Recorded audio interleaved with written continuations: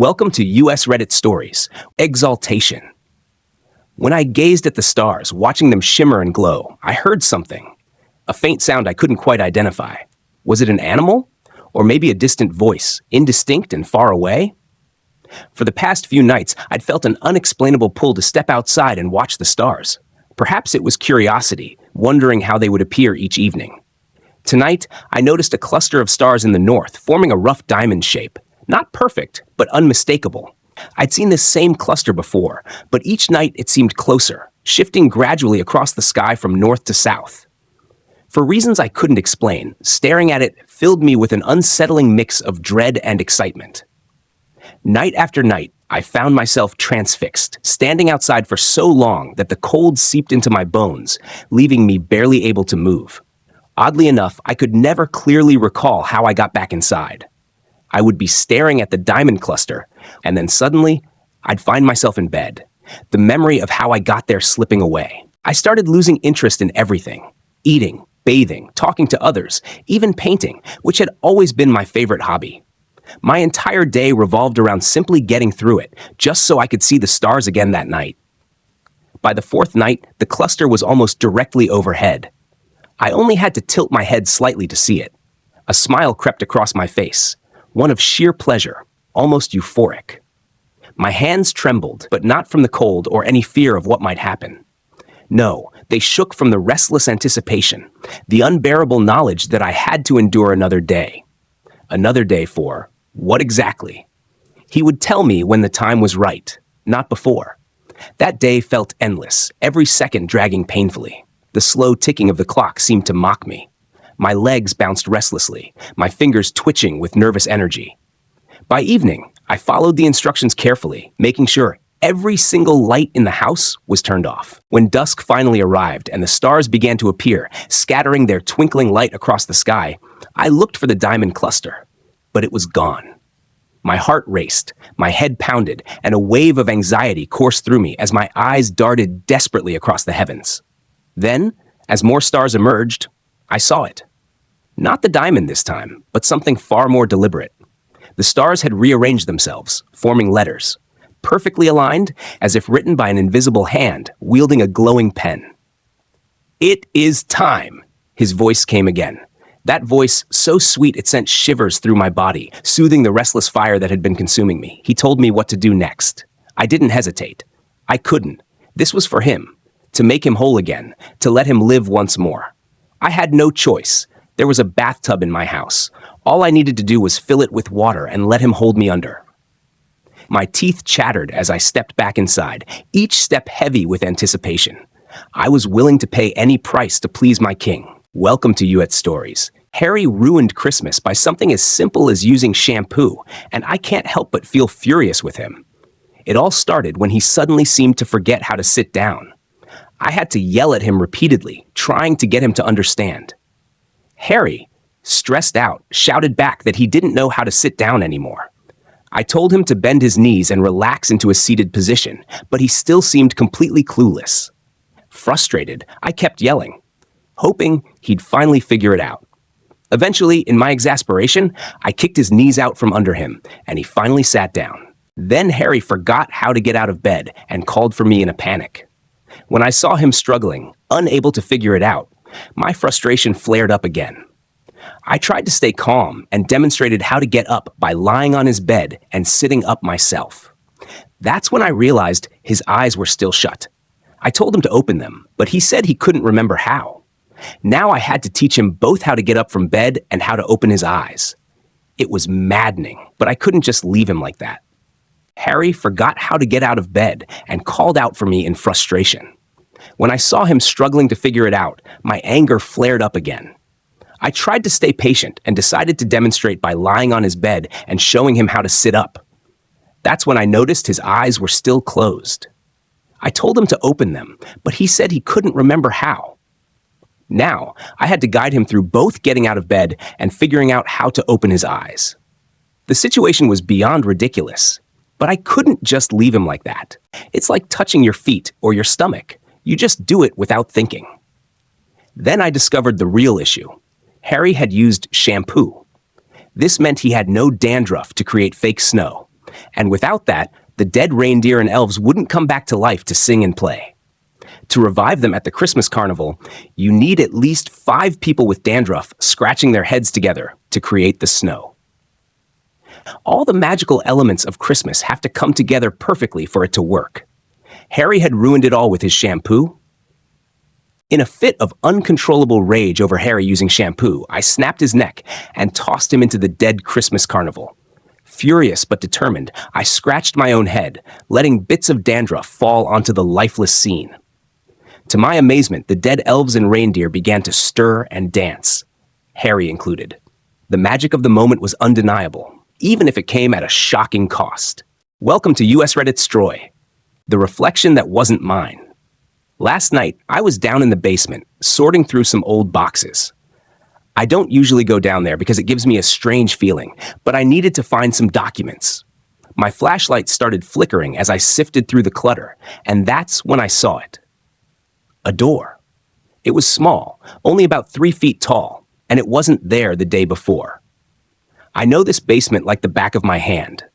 I've lived in this house for 7 years, and I would have noticed a random door on the far wall. But there it was, gray, wooden, with a rusty iron handle. I couldn't help but be curious, so I knelt down to try and open it. At first, it was stuck, but then I felt a cold draft coming from inside, almost as if it was calling me. When the door finally creaked open, I found myself staring into a dark, narrow tunnel with walls that looked like brick. The air smelled damp, with a hint of something metallic. I pointed the flashlight into the tunnel and saw something at the far end. A mirror. It was tall and intricate, framed in gold, with swirling patterns that didn't quite make sense. The glass shimmered, almost like the surface of water. Against my better judgment, I crawled through the door and into the tunnel. The walls seemed to close in as I moved closer to the mirror, my breath echoing in the narrow space. When I finally got close enough to see my reflection, I froze. The face staring back at me wasn't mine. It looked like me, but the eyes were hollow, dark voids that seemed to pull me in. My reflection grinned, its mouth stretching unnaturally wide. Then it reached out. Its hand came through the glass, as though it was breaking the surface of a pond. I stumbled backward, scrambling toward the door, but the tunnel felt longer than before. The air was thick, suffocating. I didn't dare look back, not until I was back in the basement, slamming the strange door shut behind me. I pushed a heavy shelf in front of it and ran upstairs. I thought I was safe, but when I glanced in the hallway mirror, it wasn't my reflection staring back at me. It was it, smiling. I smashed the mirror, but now every reflective surface in my house shows it instead of me. The windows, my phone screen, even the silverware. It's watching, and I think it's waiting for something. If you ever come across a channel called Murder TV online, do not click it. I was bored out of my mind. A week ago, I was in a car accident. Both my legs were broken, and the doctor said it would be at least 3 months before I could walk again. Fantastic. My friend Kyle came over, and I told him how restless I felt. Being stuck in my room with no way to go outside was driving me crazy. I tried everything, binge-watching Netflix, reading books, playing video games, you name it. Nothing helped. Well, Kyle said thoughtfully, like he had an idea, I know something you could try. It's different, something you wouldn't normally find. It might keep you entertained for a while. That sounded promising. But let's be real, there's always a catch. So I asked, but it's not safe. Hey, I got into a car accident and broke both my legs, I said, gesturing to my legs while sitting in my wheelchair. Don't lecture me about safe right now, I grumbled. Kyle paused, then suggested I explore the dark web, places beyond the usual internet. Dark, weird, illegal. You get the idea. Being a tech-savvy guy, he knew how to access it safely and showed me the ropes, warning me to follow his instructions precisely.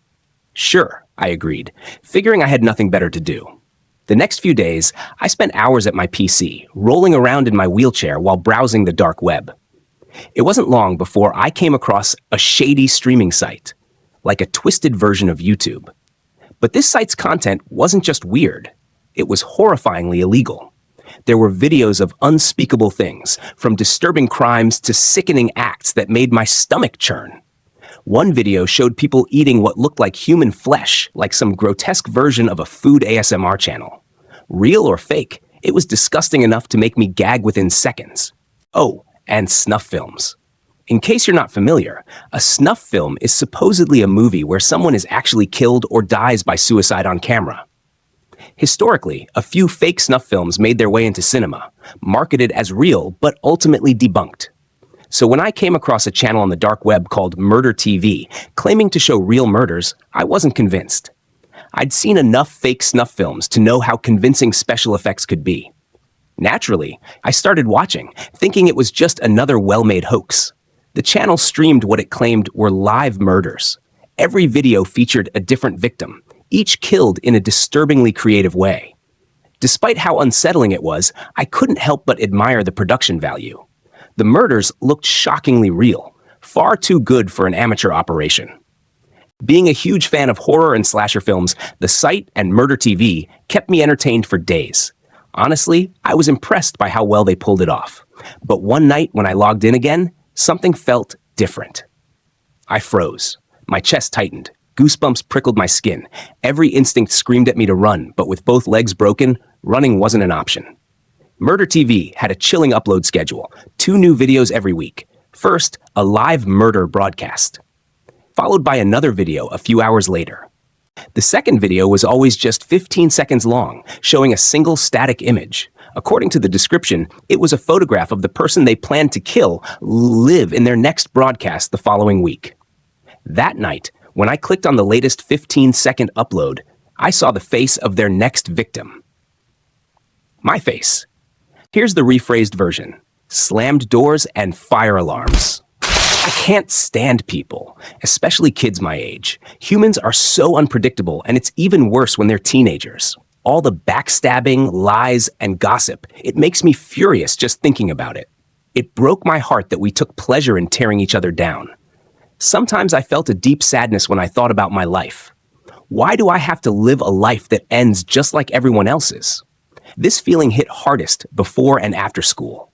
I only had 1 more week left, starting Monday. I almost felt excited to be done, but then I remembered I still had high school and maybe college.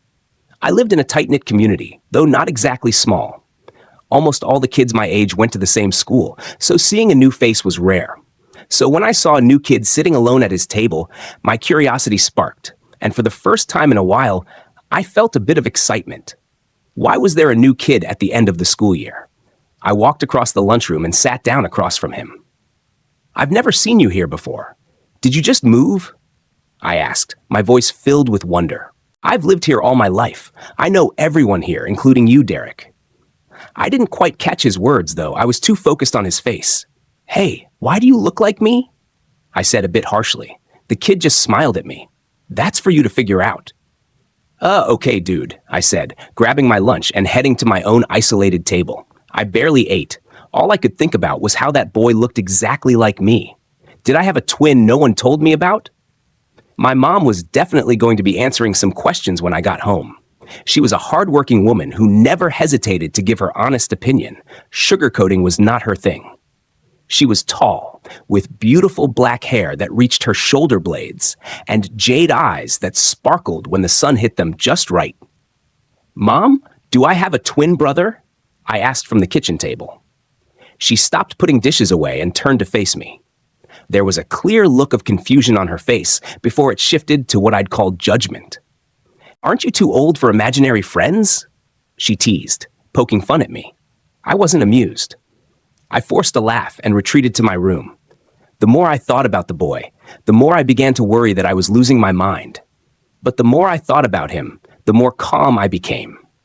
I checked the clock on my bedside table before crawling into bed for an afternoon nap. When I checked the time again, it was 5:45 a.m. the next morning. I had slept nearly 15 hours, and I felt great. The next day at school was awful. Even though it had gotten a little better this last week, I still had a bullying problem. These weren't your typical movie bullies, though. They were vicious, even for 8th graders, like little piranhas feeding off of shame and insecurity instead of flesh. By the end of the day, I was missing a shoe and had a swollen, shiny eye. As I was walking out the door, I saw that boy again, or better yet, the other me. He was standing around the corner of the building, waving me over. I looked around, pointing to myself to make sure he was talking to me. He nodded and gestured again. "What do you want, dude?" I said, already annoyed and fed up with this hellhole of a school. "Soon, my friend, you will be lifted up and your sorrows will be crushed beneath your feet," he said, pulling me into a firm embrace. Normally, I'd freak out and pull away, but this time was different. I stayed in his arms, feeling like I'd never felt safer. It felt like hours, but we didn't say a word. He walked me home that day, not speaking the whole way. When we reached my house, he simply patted my back, gave a short nod, and walked away. "Hey, kiddo, how was school?" My mom asked, oddly cheerful. She's a defense attorney, so her leaving work in a good mood was always a shock. Before I could answer, she stormed over to me and crouched down until she was eye level. "What happened to my baby's face?" she said, almost shaking with a mix of sadness and rage. "Don't worry, Mom. It's nothing, I promise," I said, smiling. After about 30 minutes of relentless questioning, she finally dropped it. As I walked to my room, I felt nothing but security. For some reason, my usual feelings of disdain and annoyance weren't there. I felt happy, excited even. So excited, in fact, that I didn't sleep a wink that night. The next day was awful. I didn't see the strange boy at school, and a wave of sadness washed over me as I left the building. My tormentors were relentless today. When I got home, I realized my mom wasn't there. I ran to my room, seizing the opportunity to cry undisturbed. I cried for hours, clutching my privates. They made me expose myself while they recorded it. At the time, my brain thought it was a better choice than getting my face beaten in. But now, I wish I had just taken the beating. The tears kept flowing until there were no more left, and I fell asleep. I woke up to the sound of a knock on my bedroom door. I sat there frozen in fear until I heard a voice, my voice, coming from the other side. It said, "Don't be scared, Derek. You've been waiting for tomorrow your whole life. It's time to get ready." I didn't understand exactly what he meant, but somehow I knew what he was talking about. Tomorrow is the day. It's finally time. I'm writing this last part before I carry out my plan. I'm so excited I can barely contain myself.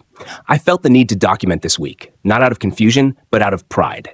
After today, all I'll know is peace. Thank you all for reading, and I'll talk to you soon. I'm sorry it took me so long to address the post, but the grieving process has been incredibly difficult for me. After reading my son's blog, I feel so stupid for not noticing it sooner. I can't sleep or even close my eyes without hearing that phone call. I've never felt so much pain and fear until I pressed that phone to my ear. It was my son, and he said, "Hey, Mom, it's Derek. I'm not going to be home in time for dinner. I've got some stuff to take care of at school. I love you, and I'll see you later." The phone fell from my hand in shock. My son is 27. He's been out of school for at least 9 years.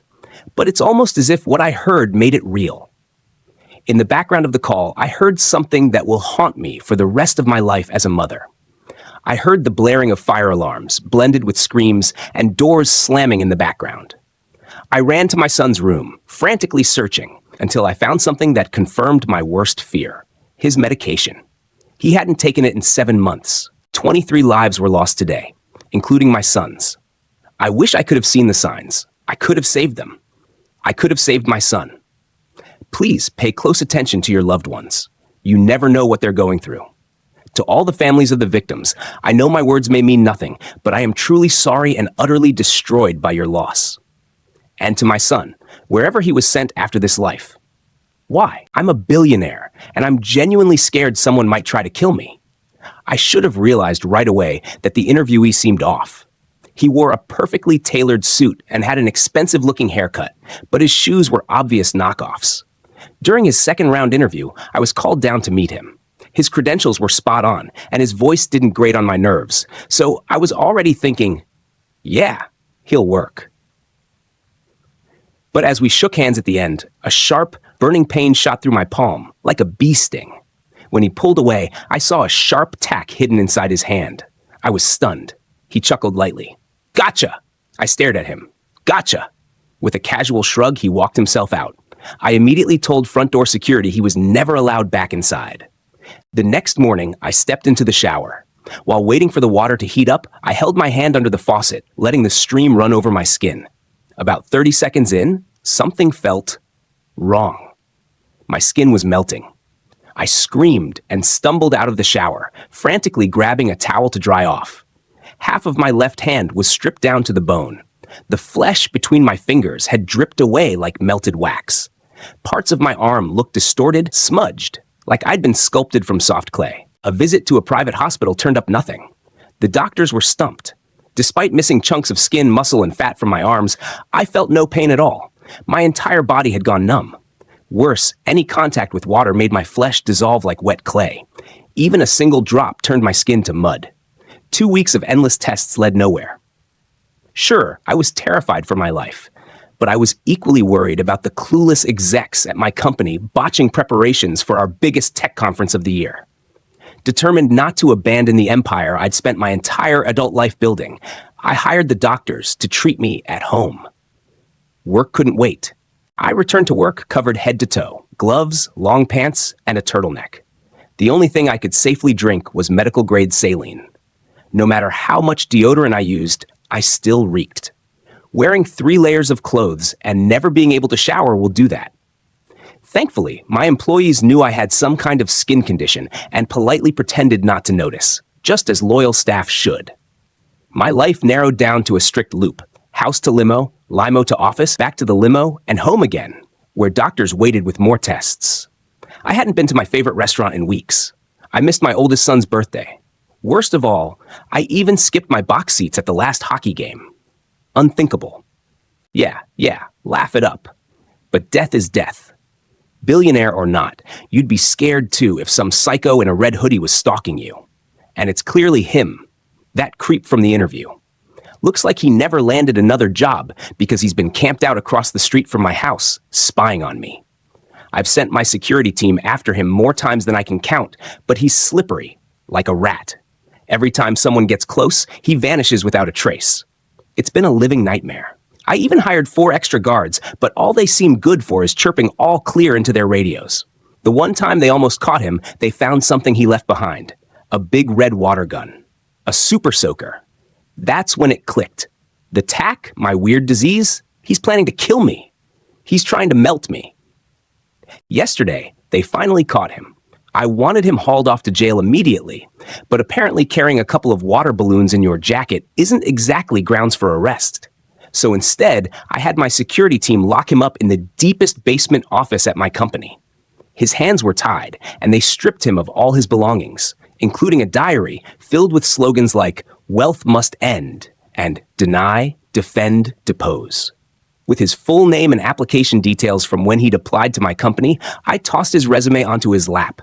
"So, Mr. Derek Elton Jones," I sneered, "am I part of your little kill the rich crusade?" He stared at the resume, refusing to meet my eyes. "Billionaires shouldn't exist," he muttered. I scoffed, incredulous. "I'm not a billionaire. That's an inflated net worth that changes all the time. I run a tax software company. What exactly have I done wrong?"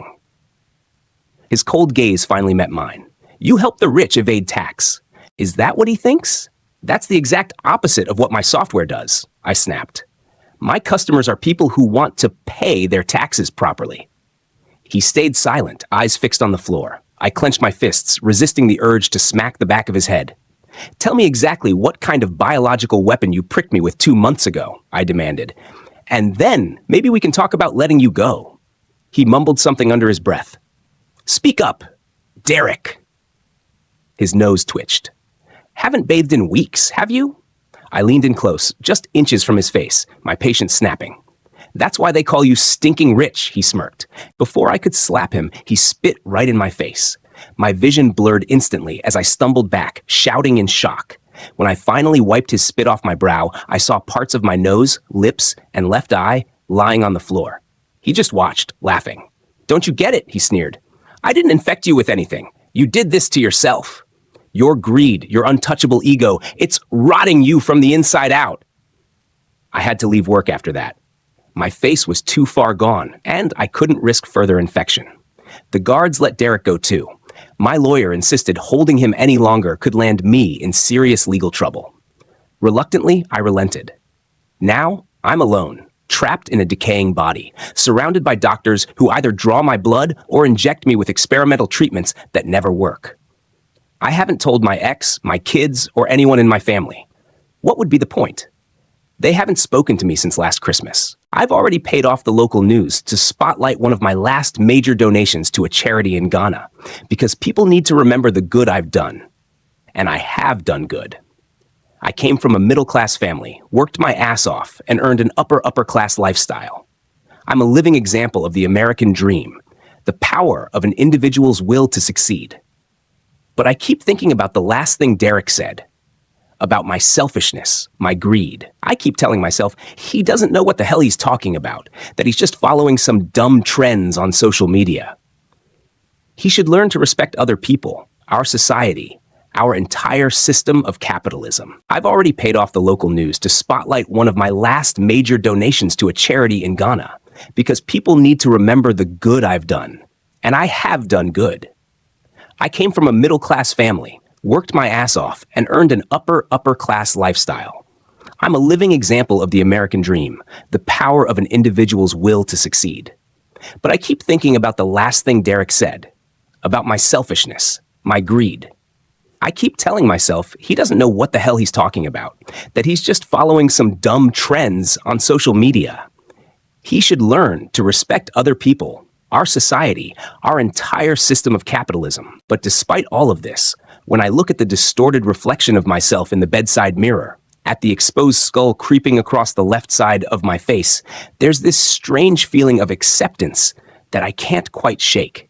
It's like, even though I look like a melting wax figure, like some nightmarish zombie crawling out of the grave, and even though I know I should probably book reconstructive surgery, or at least some skin grafts to fix my appearance, there's this quiet voice inside me that says, no, you deserve to look like this.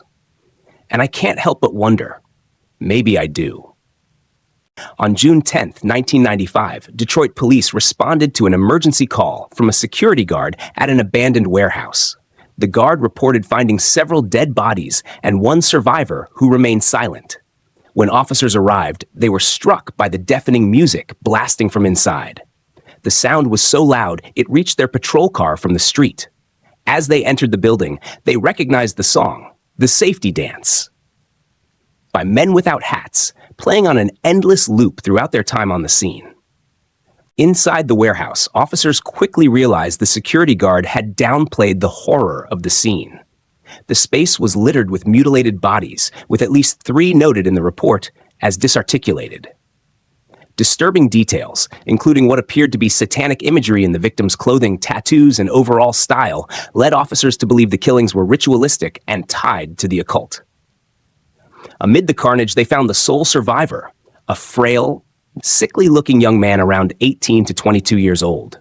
He kept his face buried in his hands, refusing to uncover it despite the officers' efforts. The man was otherwise cooperative, standing, submitting to a search, and following instructions. But when asked his name, he responded only with laughter. When asked any question, the young man responded only with laughter, refusing to speak a single word. What happened next is unclear, with details of the sequence remaining murky. At some point, the youth bent into a deep bow, pausing as though expecting a reply. None of the officers reacted. He bowed again, prompting one of them to crouch down and ask if he was feeling okay. The young man responded with more laughter, then stood upright and slid his right foot forward in a peculiar motion. He repeated the movement once more, leaving the officers baffled. Around 10 seconds later, the young man launched a sudden and fatal attack on the officer. The sheer brutality of the assault caused chaos, allowing him to flee the scene. He was apprehended by AHH personnel roughly 2 hours later. The team had already been operating in the area due to their pursuit of inmate number 10, which uniquely equipped them to identify, track, and capture a second anomaly. When taken into custody, the young man immediately bowed to the staff, repeating the same gesture he had made earlier. The agency has since determined that this bow is the initial move in a deadly pattern they now refer to as the copycat game. At the time, staff had no understanding of the situation. Shortly after the inmate initiated his game, multiple personnel narrowly escaped death. T-Class Agent Christoph W. managed to divert the entity's attention long enough for field restraints to be improvised and applied on site. Once secured, both the inmate and inmate number 10 were transported into agency custody. Important notice: This inmate must remain fully restrained at all times. Even when restrained, the inmate persistently attempts to initiate his game. If the initiation is successful, any personnel involved are at extreme risk and in critical danger. The extreme danger posed by the inmate lies in the complexity of his game. Instead of simple gestures, he performs intricate dance-like routines that are nearly impossible for participants to replicate. Failure to mimic these movements precisely results in a gruesome and violent death. As such, preventing initiation of the copycat game is an absolute priority. The inmate exhibits an obsessive compulsion to begin the game, which cannot be suppressed. Even in complete restraint, deprived of movement, light, sound, or any external stimuli, he persistently attempts to perform the opening move. This relentless behavior creates a significant and constant threat to any personnel interacting with him, regardless of the conditions. The extreme danger posed by the inmate lies in the complexity of his game. Instead of simple gestures, he performs intricate dance-like routines that are nearly impossible for participants to replicate. Failure to mimic these movements precisely results in a gruesome and violent death. As such, preventing initiation of the copycat game is an absolute priority. The inmate exhibits an obsessive compulsion to begin the game, which cannot be suppressed, even in complete restraint. Deprived of movement, light, sound, or any external stimuli, he persistently attempts to perform the opening move. This relentless behavior creates a significant and constant threat to any personnel interacting with him, regardless of the conditions. The entity appears as a young male, estimated to be between 17 and 23 years old. He stands 5.5s with a muscular build, but his physical appearance is highly abnormal. His skin is decayed and patchy, with areas of discoloration. Instead of eyes, he has empty sockets, and where a nose should be, there is a snout-like structure ending in a large, open wound. Given his uncontrollable obsessive behavior and the severe threat he poses to staff, the agency has consistently advocated for his termination at the earliest feasible opportunity. On December 8, 2024, AHH NASCU research staff developed a potential method for destruction. This approach temporarily renders the entity mortal while significantly reducing his inhuman strength to manageable levels. Due to a lack of proper training opportunities for field agents, Commander Raphael W. requested approval to use the inmate's termination as a training exercise for newly commissioned staff. The interview below was conducted as part of the agency's effort to determine if any form of behavioral modification could be applied, essentially to see if the inmate could be, for lack of a better term, salvaged. After reviewing the interview and all available information, administration concluded that rehabilitation was not feasible and approved the inmate's destruction. Permission was granted to proceed with the termination as a training exercise scheduled for December 10, 2024. Commander Raphael W. and T-Class Agent Christophe W. were assigned as trainers. The interviewer, however, strongly disagreed with the decision, believing that rehabilitation was not only possible but likely. Following Commander Raphael W.'s advice, the interviewer played the safety dance right before the session to provoke a response. Since the song had been playing during the inmate's initial discovery, the commander hypothesized it might hold some significance to the inmate and potentially open a channel for communication. The inmate's reaction was entirely unexpected. Interview subject: the dancer classification string: uncooperative, destructible, Gaian, constant, critical, Damon. Rachel B. and Christophe W. Interview date 12/10/24. I hate that motherfucking song. I hate it. Turn it off. Turn it off. Thank God. Thank you. Okay, so long story short, I was in the wrong place at the wrong time. You know what got me there? Dance. I just wanted to dance. My whole life. That's all I ever wanted to do. Laugh if you want. Tons of people did. Little twink wants to be a ballerina. Whatever. I've heard it all. And they were all wrong. Dancing takes strength like you wouldn't believe. Go ahead. Check out a real dancer. Really look at them and thank me later. But before you do, ask yourself if you really think you have what it takes to beat their ass. You know what? I'll just tell you the answer. You don't. That was my childhood, dealing with a bunch of losers who couldn't last a minute in Dance Dance Revolution, even if they tried, bullying the hell out of me. I had to bully them back. I always won, even after I kicked the asses of the 10 friends who tried before them. I never got it. I still don't. The only thing I can figure is they only saw what they expected to see. When they looked at me, they saw a dance fanatic, 5'5" if I stood on my tiptoes, so they figured I was an easy target. The problem is, I'm anything but easy, and I'm anything but a target. Anyway, I grew up, got the hell out of that small town, and headed for the big city. If I were more eloquent, I'd try to describe the sights, the sounds, and that rush you feel when you finally get a life of your own. I'd try to talk about the friends, too. What it means to have friends, more than that, a community, after growing up as a target. All I can really say is I finally found people who saw me, who wanted me around. People who didn't look at me as an easy target. So, I found a group. I dove in headfirst and had the time of my life. Drinks, drugs, girls, nightlife, day life, even work. I loved it all because it was my life. I finally had a life and I loved it. But I loved dancing the most. I'm a dancer even now. That's the only part of me that's still here, the dancing. My first memory is waltzing across my mom's bedroom. I was so small that my crib was still in the corner. What I'd give to wake up right there in the middle of that memory and have a second chance to do it all over again. Anyway, like I said, I found a good group. The best kind at the perfect time. Half of them were already there when I arrived, and the other half came in after me. And we just went for it every free minute. Parties, raves, practices, rehearsals, choreography, bouncing ideas off each other, collaborating. We were building our community by making art. Like I said, I was having the time of my life. That's what I was doing the night everything went to hell, having the time of my life. My friends were all incredible people. Jody was the most incredible. Talk about a soul connection. That girl was my one and only cosmic bond. More than a friend, more than a sister, a platonic soulmate, I miss her. The only thing I don't regret about that night is being able to help her.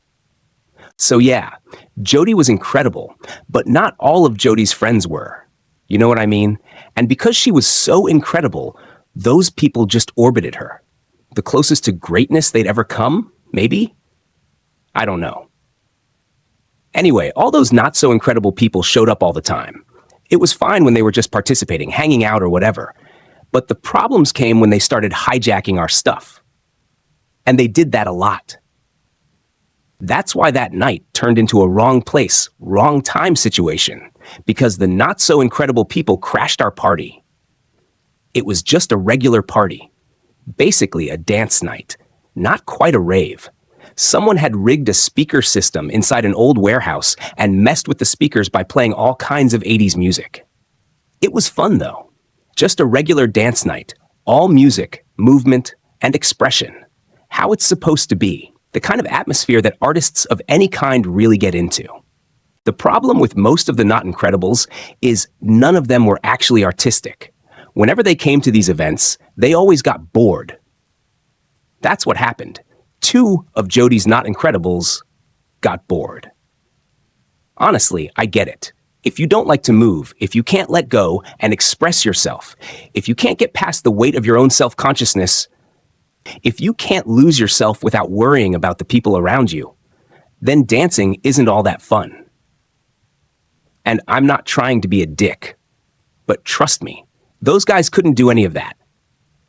After a while, they kind of split off from the group and disappeared into the back. I noticed.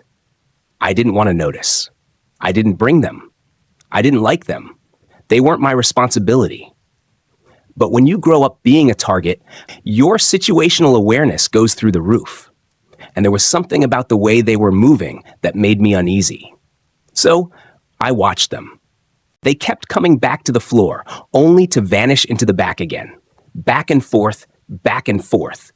Then they started getting this ugly, shiny kind of smile that I've learned to distrust with every fiber of my being. So, the next time they crept away, I followed. I found them in the very back, behind a wall of old machinery. They were laughing over this homeless dude passed out on the floor. He'd been there so long, there was dust in his hair. His hands were covering his face. which was weird. But not the weirdest thing. He was skinny but huge, 6 feet, maybe even a little more. And he was dressed ridiculously. I mean, ridiculous. He was wearing this tattered old suit with a cummerbund and tailcoat and a top hat. Stains everywhere, frayed hems, even moth-eaten spots.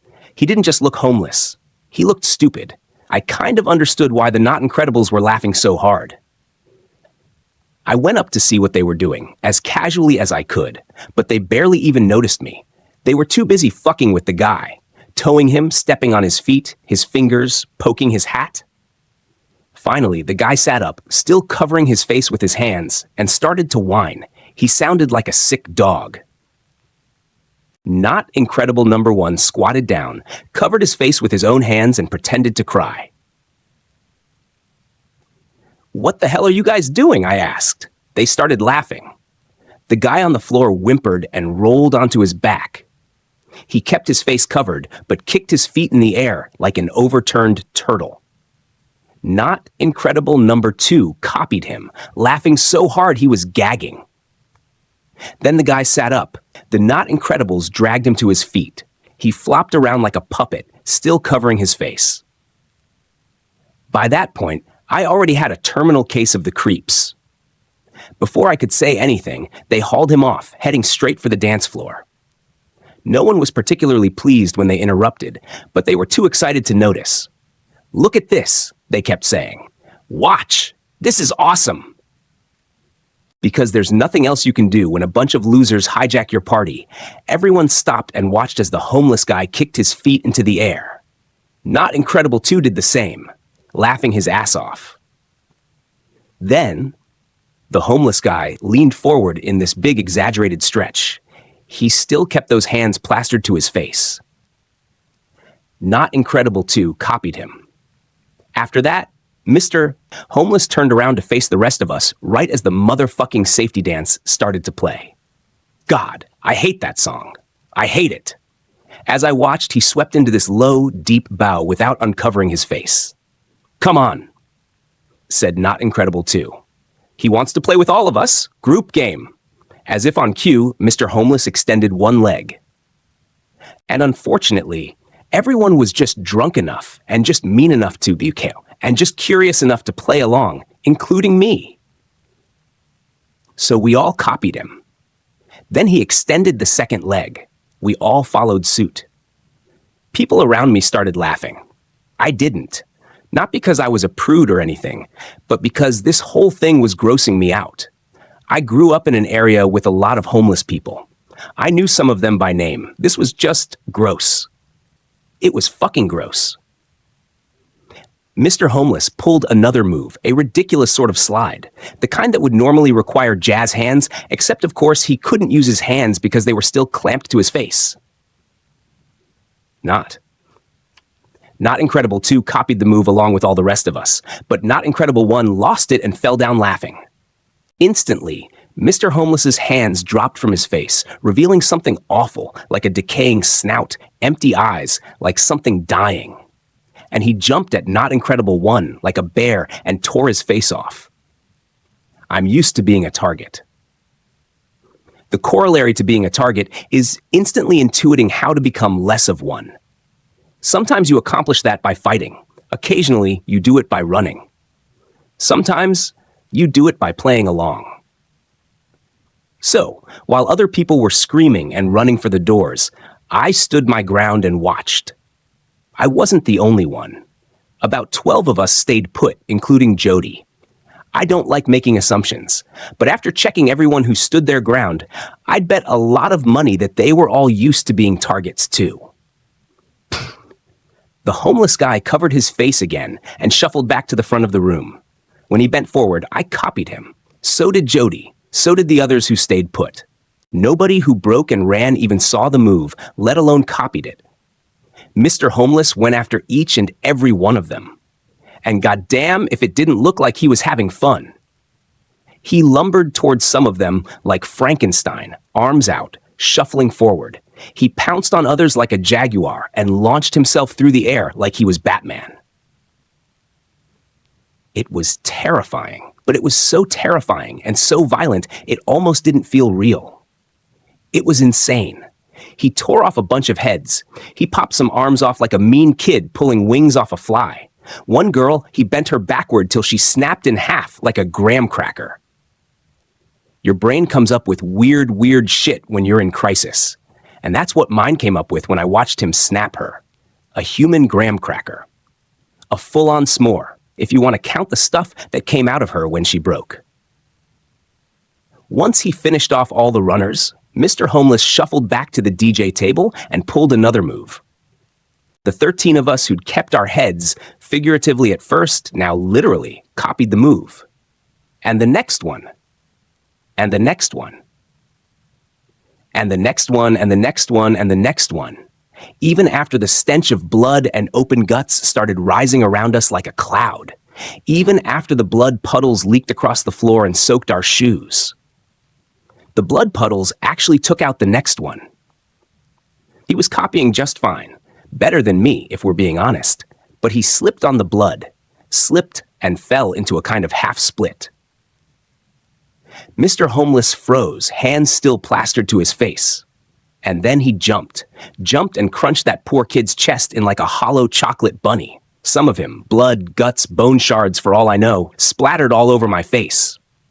Mr. Homeless stood up, stomped a few more times like a kid crushing a bug, and then marched back to the table, squatting down and raising his elbows. We did the same. As time passed, it got harder. I won't say he was trying to make us do anything too complicated, but when your mind is already fried, your stomach's churning from adrenaline, you're drenched in sweat, and your feet keep almost slipping in your friend's blood or some high school kid's tongue, even simple tasks start to feel overwhelming. To this day, I'm not sure what was worse, the way he hid his face when we got it right, or the terror that showed when he went after someone who stepped out of line. We all managed to get through the tough, one-off moves. I guess he thought those were too easy, so he started throwing in routines, short, multi-step dance sequences. He was making us perform choreography. That's when I began to think I might actually get out of there alive. Routines are just dances, and I can dance. I don't even have to think about it. I just can. The next person eliminated didn't even make a mistake. She just had a meltdown, a full-on panic attack. The choreographer took her out so fast that I think she kept screaming for a moment even after she was dead. Then the routines got stranger and harder. At one point, we lost 4 people in just as many turns. The brutal way their bodies were destroyed made me puke. But at least I threw up between turns. My vomit hit the guy next to me. He slipped and fell in it. He didn't even get a chance to look at me before that thing jumped on him and crushed his head like a pumpkin. My God, then there were 6 of us left. Then 5. The next person died because she tried to attack him. I don't know what she was thinking. Maybe, only because it crossed my mind. She thought we were stuck in some sort of magical bubble, and if she jumped and hit him just right, it might have the same effect as when he hit us. Like his feet smashing rib cages, or his hands turning heads and guts to pulp. I was starting to think maybe fighting was the answer all along, not playing along. She threw herself at him, even managed to grab him around the waist, but she was dead before he even flinched. What he did to her was horrific. Pieces of her rained down for at least 10 seconds. One of her teeth got stuck in my hair. Her attempt must have really pissed him off because the routine after that was brutal. It was almost a full dance on its own. 2 people were lost that round. He killed the first one quickly, but not fast enough to stop the second from crying. Maybe the crying bothered him. Maybe he was just annoyed that the other one died so fast. Either way, he made sure the second one died slowly. And then it was just me and Jody. I was exhausted, and so was she.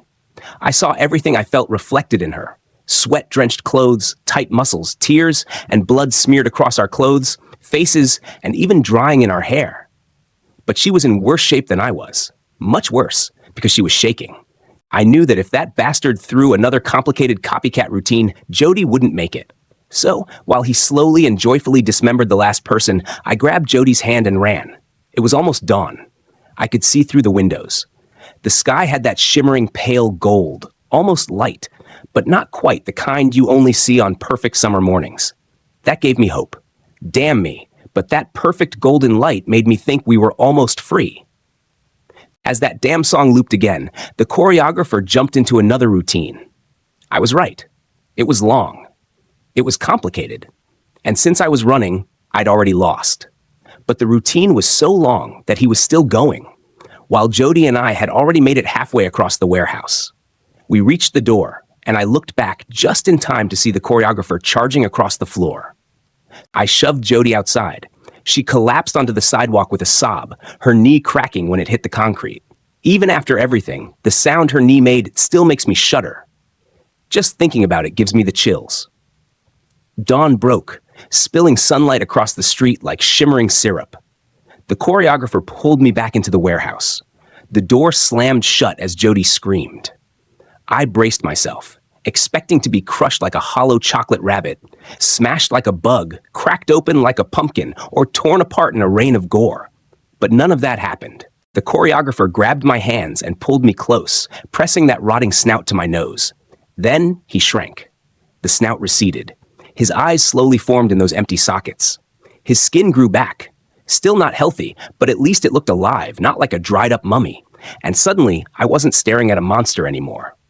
Just a tired guy who could have been anyone or no one. With genuine horror, I realized this guy had, in fact, been nobody. Just some unlucky bastard out for a good time on a Friday night who ended up in the wrong place at the wrong time. Just like me.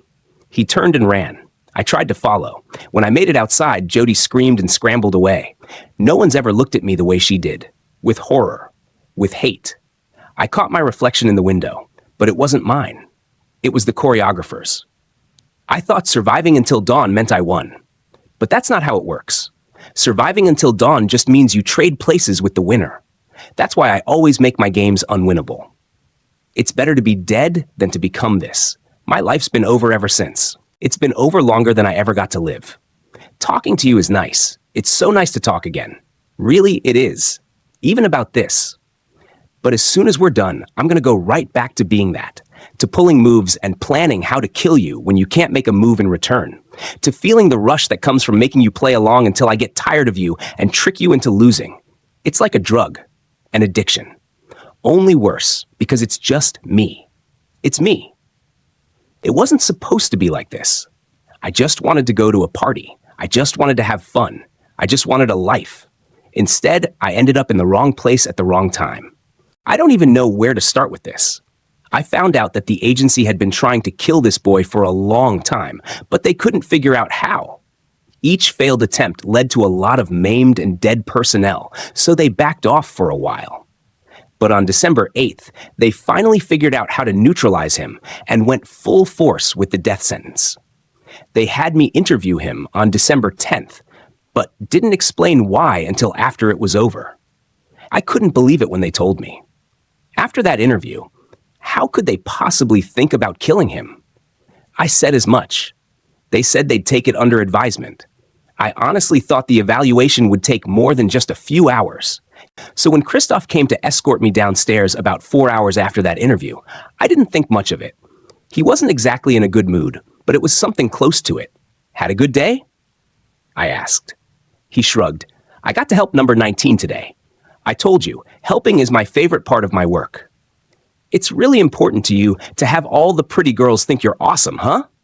Yes, but not as important as having the unpretty one think so. It took a moment for that to sink in. Really? Why are you offended? The way he imitated my voice was so spot on, I couldn't even get mad. You should be flattered. You know what? I think I am. As we descended, the music started thumping through the floors. By the time we reached the second flight of stairs, the walls were shaking from the bass. Christoph held open the door and ushered me into the room beyond. Though it wasn't really a room, it was more like an arena. The music was so loud it nearly knocked me off my feet. It was so deafening I couldn't even recognize what it was. Field staff were swarming around. I spotted the commander, Gabriella, and a few other staff members I recognized by face but not by name. "What is this?" I asked. "Training arena. Go up," Christoph said quietly. "Before they see you looking." I followed him to a row of seats. Love was in one, Mikey in another. He was pale, shaking, and covered in sweat. Love smiled when they saw me, but tears had soaked through the blindfold they always wore. They told me I had to participate. they shouted over the music. But Gabriella stopped them. Isn't that good of her? I looked down into the arena and saw the dancer huddled in the middle, trembling, their face hidden. And then it hit me. The music. The Mortal Kombat theme song. That's when I realized what was happening. Just as panic started to set in, Charlie marched in and shut off the music. What the hell is going on in here? A wave of relief washed over me. Charlie was good. He would stop this. Charlie was like me. Charlie liked me. He cared about the inmates. He was the reason there was a psych program at all. He was the only reason things had gotten better. One of the agents I didn't know grinned widely. What does it look like? Come play with us, Charlie. I was so sure Charlie would yell at him. Instead, he smiled, shrugged off his jacket, and bounded into the fray. What the hell? I whispered. What is he doing? He was a commander too. The youngest one ever, Mikey said. Until he messed up. But he isn't like them. He's why he helps. He's one of them. Have you forgotten who they are? Mikey asked. Or who you are? Because trust me, they haven't. I turned to Christophe. Why did you bring me here? Because they told me to. I'm supposed to explain to you what they're doing to him, why they're doing it, what they did right and what they did wrong. Then I'm supposed to go down and correct their mistakes. But I'm not doing any of that today. No sooner had the words left Christophe's mouth than the agents down below started. It was horrific, like playing soccer with a human instead of a ball. It was violent, extremely so. But extreme violence is strangely mundane in real life. It happens fast, looks oddly nondescript, almost fake.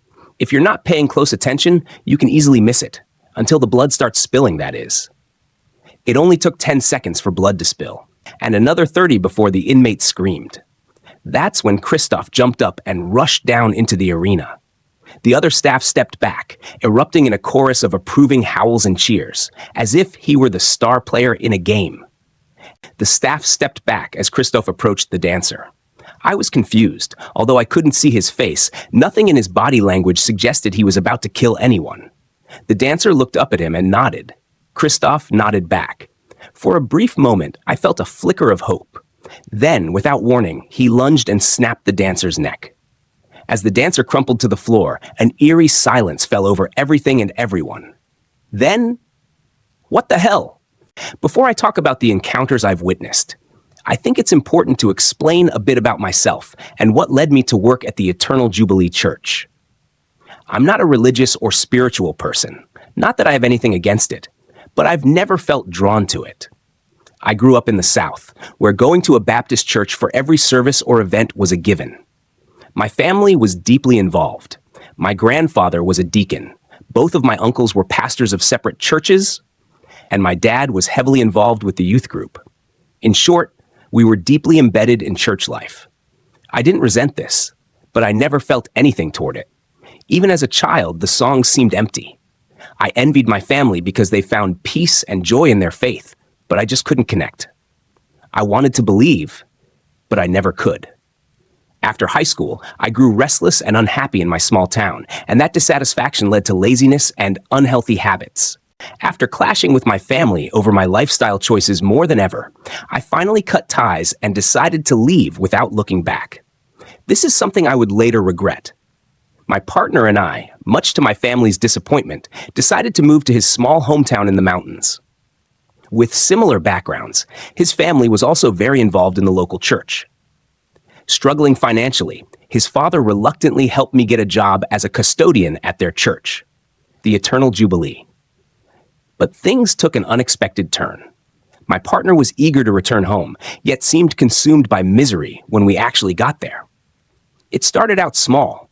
He became distant and ate less, but it escalated much faster than I could have imagined. His emotions grew more unpredictable, with bursts of anger or silent sulking. He'd never been an emotional person, so seeing him cry was something I wasn't used to. I didn't know how to handle these intense emotions, but they became more frequent. There were days when he couldn't even look at me without breaking down. I'd try to comfort him, but he'd get angry instead. He apologized often, but for reasons that didn't make much sense. Yet, just hours later, he would blame me for vague things again. He would also disappear late at night, claiming to visit his family. His parents were strict and controlling, calling daily without fail and stopping by frequently. They always preferred to speak to him privately, seeming to be watching us no matter the time. They rarely acknowledged me, let alone spoke to me. They were generally polite to their son, but would become cold and distant when they were frustrated with him. I remember one instance where he started crying in front of his father, and the older man shoved him to the ground with all his strength. I tried to step in, but his father walked away without even acknowledging me. I can't bring myself to repeat the horrible things my partner said to me when I tried to defend him. This wasn't like him at all. He would never have spoken to me like that before. Eventually, after being pressured by his family, he joined a faith booster at their church and began attending regularly. I couldn't join because of the exclusive memberships his family had. As a result, I saw him less and less, maybe once or twice a week, and when I did, he wouldn't even make eye contact. After just a month of living there, he lost the fight with his mental health and took his own life, leaving behind only a note, an excerpt of his poetry. A fly fell in love with a spider, throwing itself into its web. A trap, perhaps, but one could see the spider had fallen in love with the fly. But instinct is stronger than love. Oh no, forgive the spider for its hunger. But who was trapped? For the spider's heart was in the fly's trap all along. Not a day passes that I don't miss him. I can't understand why or how things turn so dark. I feel guilty for not understanding, for not saying the right things, for not being able to stop it. I know his parents blame me for his death. After the service, they made it clear they didn't want to stay in touch. I had to keep going, keep working, keep my head down, hoping the pain would eventually fade. I'm sorry, Wade. I thought my hometown was small, but this place makes it seem like nothing. If it were up to me, we'd have moved to a city, somewhere lively and open-minded. But he wanted to come here, to the town that would ultimately destroy him. Despite being so small, the town had many churches, most of them tiny and tucked away. But none of them compared to the massive presence of the Eternal Jubilee Church. It wasn't even listed on digital maps, and finding the building was surprisingly hard at first. The Eternal Jubilee Church was a massive, odd structure.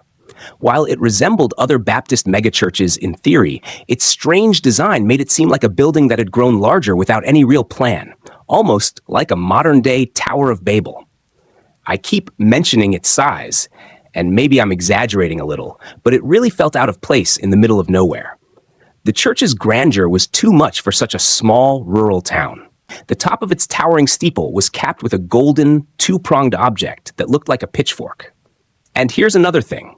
I never saw a cross inside the building, at least not in the rooms I cleaned. There might be more hidden, but I wouldn't know. Since the church was empty most days, my job was lonely, with only occasional staff around. Surprisingly, the pay was great for such basic duties. There are 6 of us on the custodial team. Titus, the bitter old man, Shifty Dale, Ditzy Pearl, Ignorant Ray Nathan, Quiet Barry, and then there's Tom, or Tony, I'm not sure. He never wears his name tag for some reason. As I've mentioned before, I'm not a strong believer in the supernatural, but the isolation can mess with your head. Strange noises, odd shadows, figures flickering at the edge of your vision, and rooms that seem to change after you leave. These are things we often talk about on our lunch breaks. Titus, a man as mean as he was old, found himself constantly annoyed. As the senior member of the team, he never hesitated to bark orders. He despised talk of the supernatural and nearly punched Ray Nathan for suggesting, "Maybe the church is alive. I swear I hear breathing in the walls sometimes." Strangely enough, Ray Nathan wasn't entirely wrong. The church's classrooms, gymnasiums, and offices were eerily similar, making it easy to get turned around. And though the pastor and Titus dismissed such notions, it often felt like the rooms shifted ever so slightly. The Eternal Jubilee Church's pastor, Lysander Sinclair, was a peculiar figure, a washed-up rock star turned devoted man of God. Lysander was eccentric in every way, from his mannerisms to his appearance. Small and alarmingly thin, he wrapped his slight frame in a garish lavender and gold suit. Ill-fitting and outrageously tacky, it was his self-proclaimed lucky trademark, and he rarely appeared without it. Once upon a time, they said, he had been beautiful. But years of debauchery and drug-fueled rock star living had left him weathered and scarred. His sharp, hollow cheekbones and finely pointed nose gave him an almost statuesque look. His thin, scarred lips always seemed to rest in a faint, knowing smirk. His eyes were unsettling, bright green, feverish, and wild. They always seemed to carry the impression that the wild days of the 70s had left deep scars on his mind. The pastor's study was even stranger, a vast room filled with mirrors, with a small golden calf resting on his desk. Lysander never seemed comfortable when someone approached his study, as if there was something off about it. In reality, Lysander's band wasn't as famous as he claimed, though he always brought it up in conversation. The Crazy Court of the Cobra King was the only song by Holy Harem that had gained any real attention, though it was catchy enough. He spent most of his time at the church, often retreating to his study. But there were times when he could be found wandering the empty halls and classrooms, guided by his own reflection in the polished floors, humming a song long forgotten, one he probably wrote himself. When speaking to people, you could always tell he was more focused on the reflection in their eyes than on the conversation itself. Pastor Lysander always seemed to surround himself with attractive young men and women. As disturbing as it sounds, his attention was drawn to the physically beautiful. The more attractive and eager someone was, the higher they could rise in the church's hierarchy, based on my observations. He was fickle, changing his favorite person every week and hosting personal revivals in his office after hours. Among the staff, he seemed particularly interested in me, always finding a way to strike up a conversation whenever possible. Maybe that's why I always ended up with the later shifts. There was also a tall, muscular man with long, curly hair who seemed to be Lysander's closest confidant. The jealousy and hatred in his eyes were undeniable. He terrified me. I couldn't stand being around Pastor Lysander. His almost whimsical, melodic way of speaking, his strange, androgynous appearance, and that unblinking, panicked stare, all of it made me deeply uncomfortable. It felt like he could see straight through you, to your very core. As strange as he was, the people in this town were fiercely loyal to Pastor Lysander and the Eternal Jubilee Church. The way they spoke of him, you'd think he was their god. Strangely, many of the church members were unusually wealthy. Both the pastor and the offering plate were well fed by the generosity of the town's people. At first, I was highly skeptical. The stories shared in the break room were growing more bizarre by the day. Horned shadows, beautiful women with gold coins for eyes appearing in mirrors, rooms filled with young men dancing naked only to vanish without a trace, hoof marks on the carpet, and so on. Aside from Barry randomly finding a golden coin in his pocket, nothing particularly strange had happened for weeks. That is, until one evening near the end of one of my shifts, when I found Pearl, terrified and stuttering incoherent ramblings. I did my best to calm her down, but I could only make out bits and pieces of what she was trying to say. She mentioned something pale and horned that had rushed past her, charging toward the stairwell leading to the boiler room below. The boiler room was located at the lowest point of the basement, and the top of the doorframe was too high for most people to reach. When I looked up, I saw two massive handprints, stained in something that glimmered like liquid gold, just above the doorframe. I checked the basement, but it was completely empty, except for a golden lock of a woman's hair and a single coin, strangely bearing the image of a bull's head. "You saw the one with horns? I've been seeing its shadow for the past month," Dale said nonchalantly, unfazed by the strange story. Dale had been working at the church longer than anyone except Titus. He was a cold, grizzled man, and no one really knew where he came from or what he did before becoming a janitor. What was known about Dale Ortega was that he was agnostic and claimed to have seen a lot of shit in his day. An odd phrase considering he was only 24. A former drifter and self-described survivor, it was wise not to cross Dale. Pearl, the always cheerful woman who never failed to smile, didn't say another word before clocking out early, her face now hardened with fear. She never returned, and I later heard she died in a car accident. A damn shame. Ray Nathan, always the instigator, slammed the coins down on Lysander's desk. Lysander, a man full of nervous habits, began to absently fiddle with his collection of gold rings. "What curious little tokens, friend, but offerings go in the tithe box," Pastor Lysander purred, his voice always in a relaxed stupor. "What are they?" Ray Nathan asked, grimacing as he leaned closer to Lysander. Ray Nathan was a towering man, thick with muscle and even thicker in the head. Tall, powerful, and imposing, he was a mule of a man who easily dwarfed the most likely malnourished pastor. Lysander gently ran his long, thin fingers over the bull's head, etched into the coin. "You bring before me, man. This is mankind, our very nature, brought into being, the reflection of our soul." Lysander's vague, empty answer was cut short by Ray Nathan's frustrated snort. "Save the riddles, Pastor. I want to know what the hell these are and what's wrong with this place. I've put up with enough. You've heard the stories, down to the last detail." "You've never attended one of our services, Mr. Raymond. I'm sure a sermon would enlighten you." "I was born Baptist. I'll die Baptist." "Not whatever the hell you are." Ray Nathan's outburst, full of raw anger, was quickly silenced by the pastor's eyes. For the first time in years, Lysander Sinclair seemed focused and alert. His piercing green eyes, sharp like a viper's gaze, cut right through Ray Nathan's bravado. "I am a prophet of the true God. A brute and assailant like you would not understand." "Do not forget your place, friend," the pastor hissed. "I assure you, this is a house of God. The only thing wrong here is those who doubt the word. Now, tell me, whose head is on this coin and whose inscription is stamped on it?" "Render unto Caesar what is Caesar's, Raymond," he added coldly, slipping the coins into his pocket. "I must bid you good day, for I am a very busy man. Lest we forget, who else would hire you with your record? Feel free to take the rest of the day off. I expect a calmer disposition when you return. Is that understood?" For the first time, Raymond Nathan Morrigan felt small. The big man nodded in defeat. It was over. Ray Nathan walked into the pastor's office as a defiant, confused man, but he left it a broken soul. He was never the same after that confrontation, no longer as loud or brazen. He kept his head down and worked like the rest of us. I honestly thought he might quit. He began to haunt the halls of the Eternal Jubilee like a somber ghost, a shadow of his former self.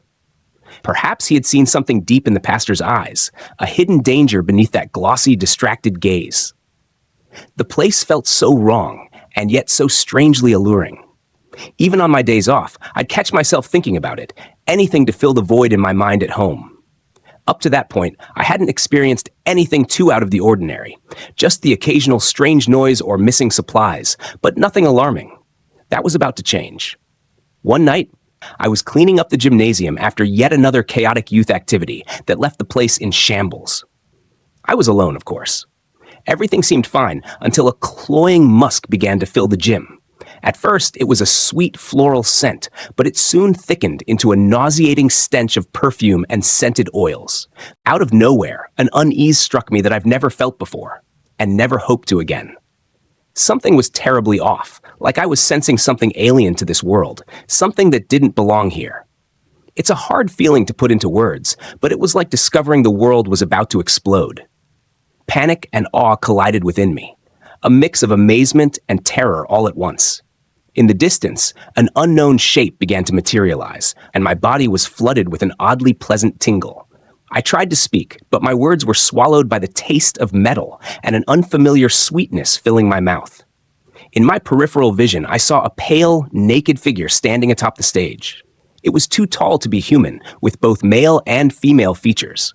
Its golden eyes locked onto me, and its body was adorned with numerous piercings and gold chains that shimmered sickeningly. It had no visible genitalia. Whatever this thing was, I tried to convince myself I hadn't seen it. Maybe it would vanish like all the strange stories Dale and Ray Nathan had shared, but it stood there, staring with those coin-filled sockets. It was repulsive, yet strangely beautiful. I felt an overwhelming urge to look directly at it, but it took every ounce of my willpower to keep my gaze away from the golden androgynous being. "Bear witness," it suddenly commanded. For the most agonizing seconds of my life, I swore I could hear Wade's voice calling to me. I needed to look, but just like that, it was gone, leaving no trace. A wave of intense nausea hit me immediately, and I rushed to the nearest bathroom as my dinner surged up my throat. Unfortunately, I wasn't fast enough, and I ended up vomiting all over a freshly cleaned sink. Amidst the bile, the sweet purple froth of wine began to spill from my mouth. I hadn't touched wine in months, yet there I was, expelling an entire bottle. Just when I thought I was done, something violently erupted from my throat. I couldn't believe my eyes. It was a coin. God help me. I had just thrown up a golden coin. It was completely clean of any bile, its surface etched with the image of two lovers locked in a passionate embrace. A voice in my head screamed at me to run, to leave this town and all these strange backwards people behind. I needed to go somewhere normal, somewhere alive, a place where he would still be alive. But then another voice slithered into my mind, smooth and seductive. It told me I needed to stay. He wanted to be here, didn't he? Like the suffocating sweetness of perfume, 1,000 thoughts of doubt clouded my judgment. Isolation is getting to you. Are you really going to crawl back home? Are you going to prove your parents right? You're going crazy. You can't leave. You couldn't afford it. They gave you this job.